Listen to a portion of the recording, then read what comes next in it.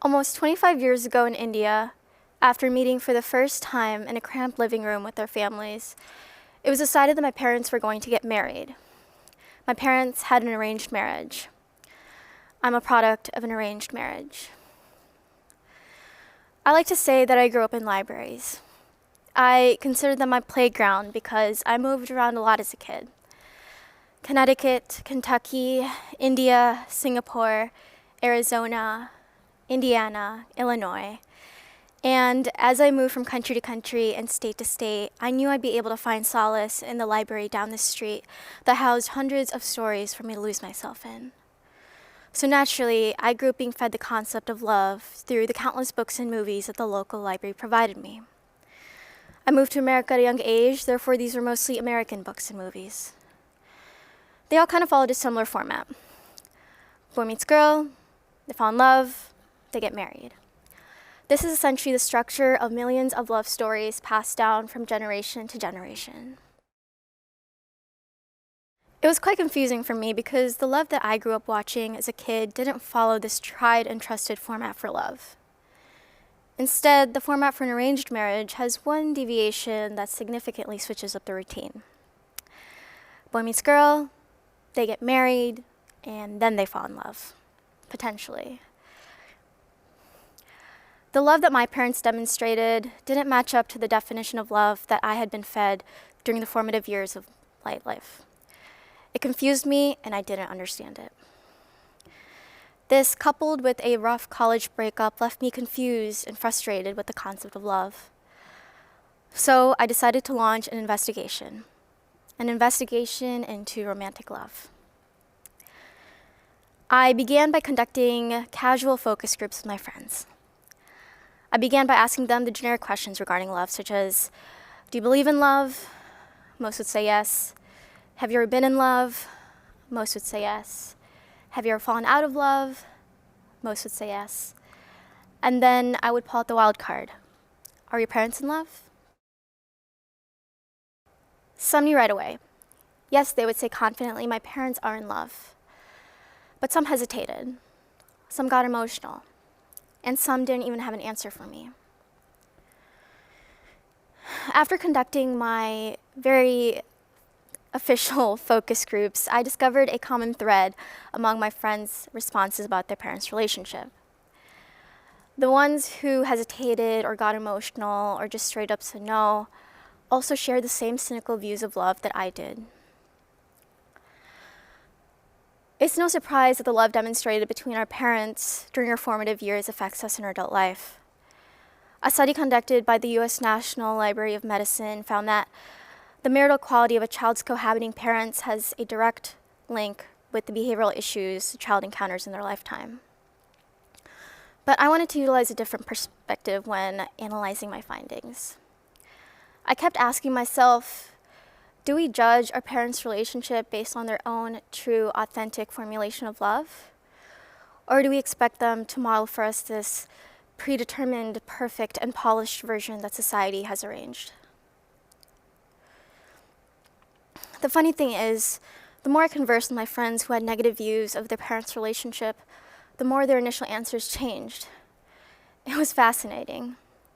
The deeper I dove, the more they came to the conclusion that their parents really did love each other. The difference was that the love their parents demonstrated didn't match up to the definition of love that society had subconsciously shaped for them. The love industry is booming. Romance novels generate over $1 billion in sales each year, and 1 out of every 3 fiction novels is a love story. According to Business Wire, the online dating industry is worth more than $3 billion, and it's growing by the day, with new apps being developed for every niche possible. Valentine's Day is alive and well, with consumers spending a record-breaking $27 billion on the holiday in 2020. I think it's safe to say that the business of love is thriving. Let's also consider the fact that we're in the 21st century. We're in the information age, which Merriam-Webster defines as the modern age in which information has become a commodity that is quickly and widely disseminated and easily available. A study conducted by University of California found that an average American consumes about 34 gigabytes of data a day. Think about that for a second. That's an increase of about 350% over the last 3 decades.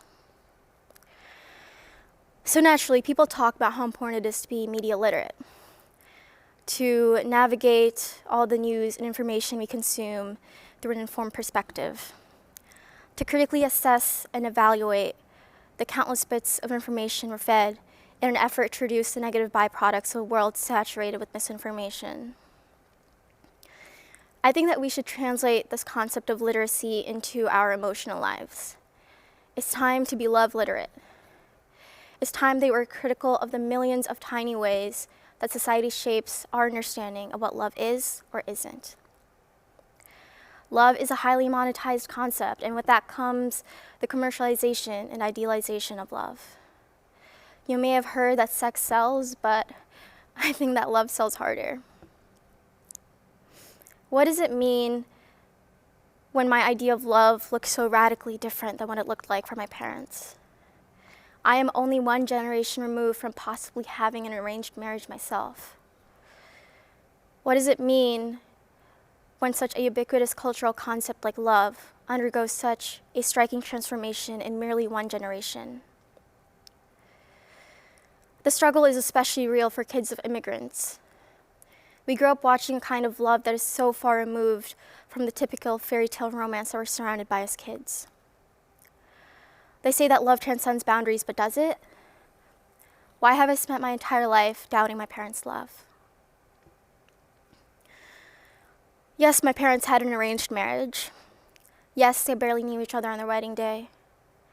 And yes, the way they love each other manifests differently than what I've observed in romance novels, the movies that we all grew up watching, or the poems that exist inside Valentine's Day cards. But that doesn't make their love any less. Instead, their love exists in the sacrifice of leaving the comfort of their homeland and family to start a new life together halfway across the world. It exists in in the unconditional support my mother has shown for my father's career, following him to 2 different countries in 5 different states. It exists in my father's decision to enroll my mother in phlebotomy school a year ago, therefore continuing her education that she put on pause for 20+ years for the sake of her family.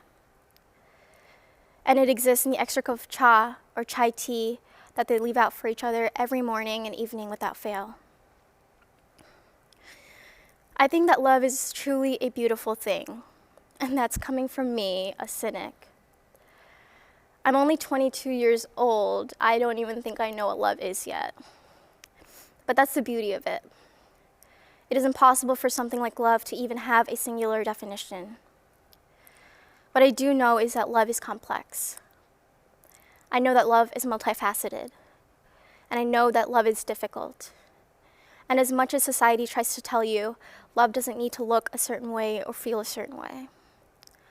Love has many different, beautiful faces.